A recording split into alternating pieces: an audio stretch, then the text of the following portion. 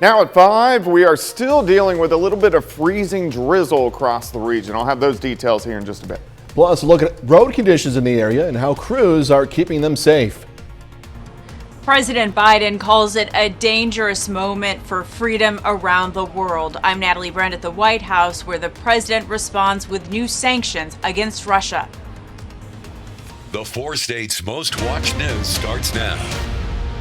The winter storm may be on the way out, but roads can still be dangerous. This is KOAM News at 5. Road crews in Missouri are working to keep drivers safe, but there are some things to keep in mind. This storm brought sleet and freezing rain. With temperatures remaining low, that ice hasn't been able to melt, and it might be not always easy to see. They're just trying to get off what they can, putting down, some abrasives to try to allow people to maintain some traction, and trying to stay ahead of it. I think is what they were trying to do. They're ultimately out there chasing it, trying to get it to a dry condition. Officials also recommend taking it slow and giving other drivers plenty of room. If you are heading out on the roads, it's important to know what to expect. KOAM's Shannon Becker has a look at the road conditions in Joplin. Thanks, I'm Shannon Becker. We're at our Joplin offices at 7th and Range Line. Hello. You can see the traffic's moving a little bit faster.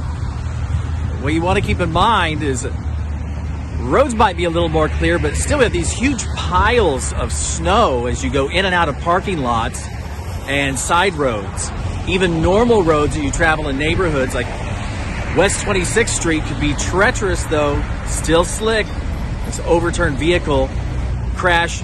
Joplin schools have already canceled for tomorrow, and East 20th is a little bit more clear. As we take a look at the interstate, we have quite a few crashes that occurred earlier today because people just weren't slowing down. I-44 at Petro, mile marker number 4. Main Street. Looking at the Range Line traffic cameras. And then East 7th at exit 15 and Carthage. Officials ask you once again to reduce your speed and increase that distance between you and the vehicle in front of you. Officials ask you once again to reduce your speed and increase that distance between you and the vehicle in front of you. I'm Shannon Becker, 7th and Range Line, and we'll keep our eye on the roads for you.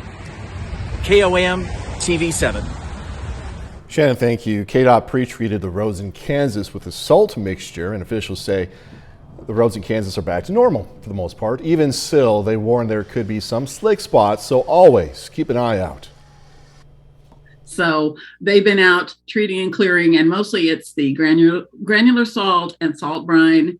And that helps, get the ice all melted. And we do use some beet juice in some locations, and that works a little better at lower temperatures. For more information on road conditions, just head over to our website, KOAMnewsnow.com. Meteorologist Doug Ketty joining us now. First look at the forecast. Yeah, the temperatures, offering just a little bit of melt. Yeah, a little bit as we have climbed into the 20s. I think overall, considering how heavy sleet came down, and of course sleet is not good on the roadways. Overall, the roads are doing pretty good, which is really good news. We did have a lighter band that rolled through earlier this morning for most of us, but we have very intense thunder sleet through Newton County, McDonald County, Benton County, and over toward Berry County. So those areas picked up another inch of sleet, but most of us about 1/4 of an inch for us earlier today, mixed in with a little bit of snow.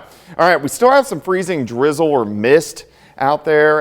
It's so light you can't pick it up on the radar. I do think this will dry up as we go through the evening hours, but still be a little bit careful, especially as you can't see any ice that is developing on the roadways due to freezing drizzle. Temperatures into lower 20s. Get ready for a really cold night tonight. What is next? We'll look at that here in just a bit. Doug Ketty, thank you. Temperatures across the region have remained low the past few days, as Doug was talking about, causing strain for everyone, especially those with nowhere else to go. Area shelters like Souls Harbor and Watered Gardens both say they've seen an increase in people signing up for shelter. Over at Watered Gardens, they say their beds have been full every night since temperatures have been dropping. Some challenges to accommodate the needs of everyone have come up as a result. Make sure everyone's fed and warm, and oftentimes during this time we might have a few less volunteers because the roads are slick and people can't get out, but that's understandable. But fortunately, I feel like we have a good set up pretty well to keep things moving no matter what. Tonight at 6, we're going to hear more from Watered Gardens as well as Souls Harbor to hear how they're working to help everyone seeking shelter. On to the crisis in Ukraine. Worldwide condemnation is pouring in hours after Russia began what U.S. defense officials are now calling the initial phase of a full-scale invasion of Ukraine. President Biden announcing tough new sanctions on more Russian banks and imports, stopping short of sanctioning its leader Vladimir Putin, though the president says that option still on the table. Reporter Natalie Brand is at the White House with the latest.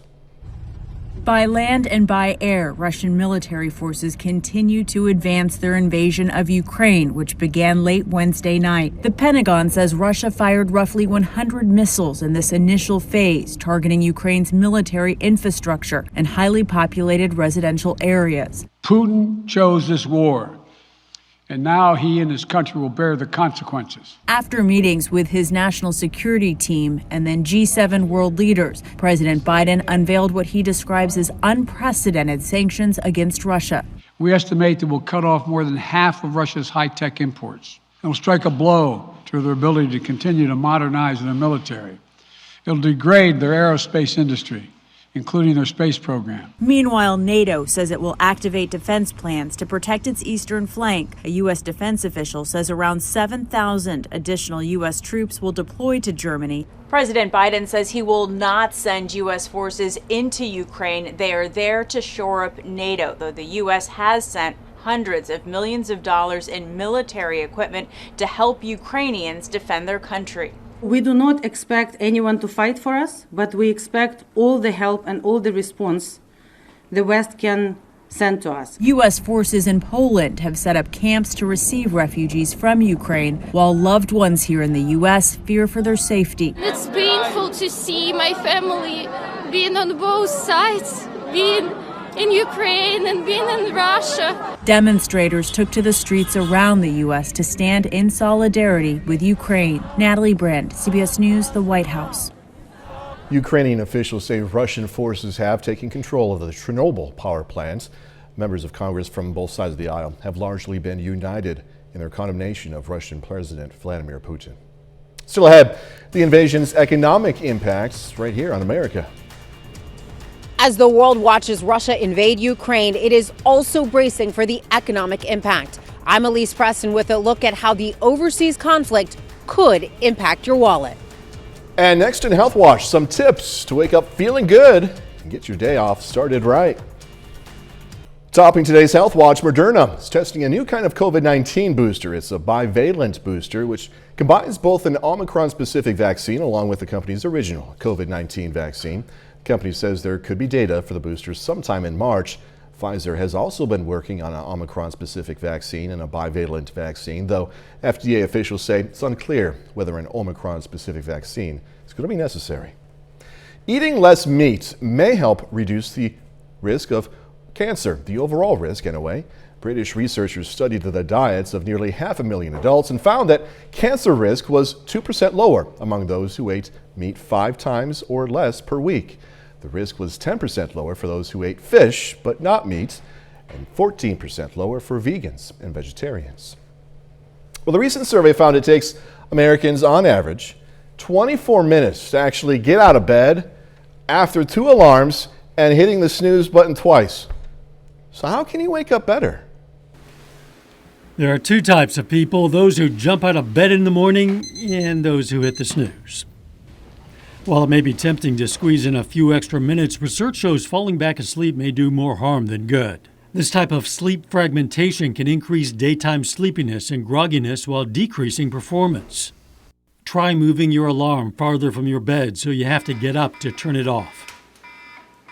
Also, skip the loud alarms and try a soothing sound such as chirping birds or chiming bells. Another tip, try mimicking your body's natural signals. Perhaps the most important signals are light and dark signals. Raise your shades at night to let in natural light, which cues your brain to wake up. Or purchase a sunrise alarm clock, which slowly brightens the room for 15 to 30 minutes before your alarm goes off. Also, give yourself something to look forward to in the morning. In one survey, 60% of respondents said the key to waking up easier was simply having exciting plans. Exercise can also help you rest better. In a sleep poll, about 80% of people who exercised reported good sleep quality, compared to 56% of those who didn't exercise. Participants in a survey said they changed their alarm times an average of 38 times a year, and half of them still wish their parents would wake them up in the morning. A new study shows why dogs may really be man's best friend. Researchers tracked more than 11,000 older adults in Japan. They found those who owned dogs were half as likely to have a disability. The study says the daily care, companionship, and exercise that come with dog ownership may play an important role in healthy aging. That is a look at today's health news. A little bit later, the USPS announcing its plans to replace its current fleet of vehicles. Plus, this storm system is rolling out. So what about the weekend? We'll look at that coming up.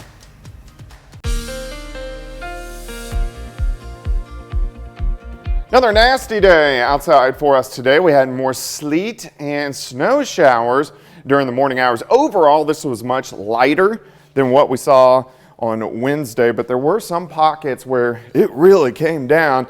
Very intense thunder sleet in southwestern Missouri. Officially about 1/4 inch of sleet and snow for us today. This puts us at 14.25 inches for the year. 12 is average. I forecasted 13 last year. We are at 19.5 inches. It doesn't look good. Indigo sky. You can see we have a little bit of ice on the tower cam, but you can really the parking lot roads are shaping up pretty good, which is good news. Outside for us now, we're looking much better after we've had this wave that rolled through. You can see it pushing through during the morning hours, the thunder sleet, southwestern parts of Missouri, but there is still some freezing drizzle. It's so light you can't pick it up on the radar, but across Kansas, Oklahoma, Missouri, we do still have a little bit of freezing drizzle, and I do expect this, it's kind of like a mist. I do expect it will stick around for the next few hours, and then we'll start to look better. It is cold, 24 in Neosho, 21 Nevada, Parsons 22, Yates Center is sitting at 21, Nowata at about 24 degrees. Through the evening hours, we drop back into the teens, but once the clouds break up, we go down there, upper single digits to near 10 for most of us later on tonight. We still have the clouds, which you can see across southeastern Kansas through Oklahoma. All the heavy moisture is heading away from us. Let's go out toward the west. Another weak little wave. Parts of Idaho, this is mainly going to stay to our south as we head into the weekend. Besides that, we get a nice little stretch that things actually start to calm down a bit for the next few days, and we're going to start to warm up. All right, for us tonight, eventually, the clouds are going to break up. Temperatures take a drop all the way down into the single digits, probably 8 to 10 for most of us. Partly sunny skies on Friday. Friday doesn't look bad. It looks better than what we have seen today. Cold start, 25 by noon, high temp at 30. Northerly winds are going to be light at about 5 to 10. Tomorrow night, kind of in and out of the clouds, still cold. We go back down into the teens. On Saturday, that next wave, it skirts just south of us. I'm going to keep us dry. I think we're going to get a lot of clouds, but I think this will stay just south of us, and our temperatures a little bit better as we go near 40 by the time we head into Saturday afternoon, which is definitely good news. All right, Sunday we start to warm things back up. Monday looks good. Tuesday looks good. Wednesday looks good. We go back into the 60s. Most of next week we don't have anything big, which is going to roll in until Friday. Late Friday into Saturday, we're going to get some showers and we're going to get some thunderstorms in here, a couple waves by the time we head into next weekend. But until then, we have about an 8-day stretch where it looks pretty good. All right, 30 tomorrow, 40 Saturday, 50 Sunday, near 60 Monday, into the 60s by Tuesday and Wednesday, a little bit cooler on Thursday, but overall, next week is shaping up much better than the past couple weeks. Yeah, even more melting. We're going to melt all this off by the weekend. That's good. Doug Ketty, thank you so much. Coming up, how Russia's invasion of Ukraine could impact your wallet. But first, we honor a local veteran. Kenneth Slash served in the U.S. Army from 2003 to 2005. The Hartman, Arkansas native was stationed in Iraq. And we are proud to thank and salute Staff Sergeant Kenneth Slatch, a 4-state hero. Topping today's Consumer Watch, Russia's invasion of Ukraine could have a painful ripple effect around the world in the form of a potentially severe economic impact. Here in the U.S., the stock market tumbled, and analysts predict price spikes from heating bills to grocery stores. Reporter Elise Preston has more now from New York. Americans woke to the sight of war in Europe as Russia launched its invasion of Ukraine, and the shockwaves may be on their way here to the pump, where drivers are already facing the highest prices in years. Are you concerned that it's going to keep getting worse? Yeah, it probably will. I wouldn't be surprised if it does. Russia supplies 10% of the world's oil, and the prospect of disruptions has driven the price over $100 a barrel for the first time since 2014. It's pushing gas prices up past $6 a gallon in Los Angeles County, with the national average already at $3.54 a gallon. I was shocked to see the prices. Beyond the pain at the pump, higher gas prices can have a significant impact on the broader economy, translating to less travel, less eating out, and less shopping. With inflation already at the highest level in decades, the crisis could affect everything from automakers to grocery stores. We also could see agricultural prices for wheat and corn because Russia and Ukraine are big exporters. And finally, we could see metal prices when we look at iron ore, we look at palladium used in those chips that we need in cars. The White House is watching, but says larger issues are at stake. Standing up for our values is not without cost. What we're trying to do is minimize that cost. Rattled stock investors took a roller coaster ride. The Dow Jones Industrial Average lost 800 points at the open before rebounding on the upside, as traders contemplate what could be Europe's biggest land war since World War II.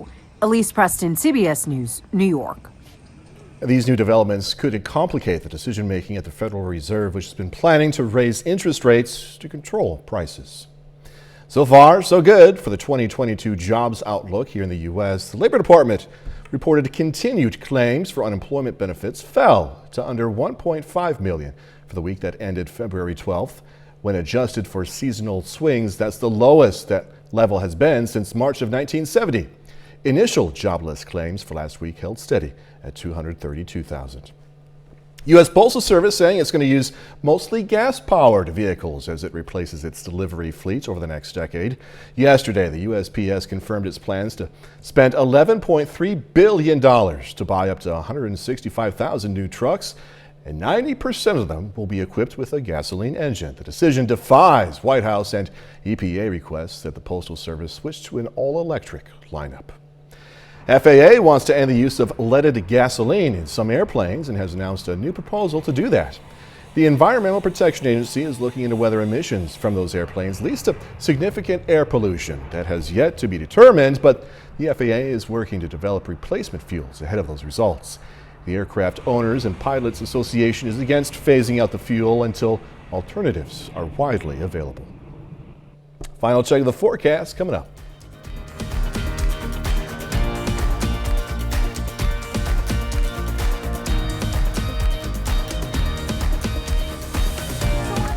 Up next on the CBS Evening News, more from the ground in Ukraine as Russian forces invade. Then on KOAM News at 6, how that invasion could impact area farmers here in this country. Plus more on how the recent winter weather is straining resources at area shelters. And getting here from the Carl Junction Bulldogs girls basketball team as they look to continue their dominance in the postseason. Stay with us for the CBS Evening News and then KOAM News at 6.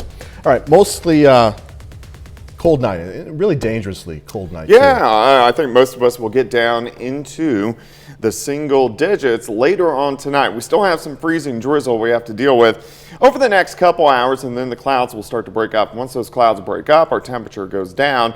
We do get the sun back tomorrow, so 30, 40 Saturday, 50 by Sunday. So pretty good warm up over the next few days, and really most of next week is pretty quiet until a storm system by next Friday. I'm fine with that, Kevin. Yeah, pretty good. Fine with that. Thanks for joining us. We'll see you at 6.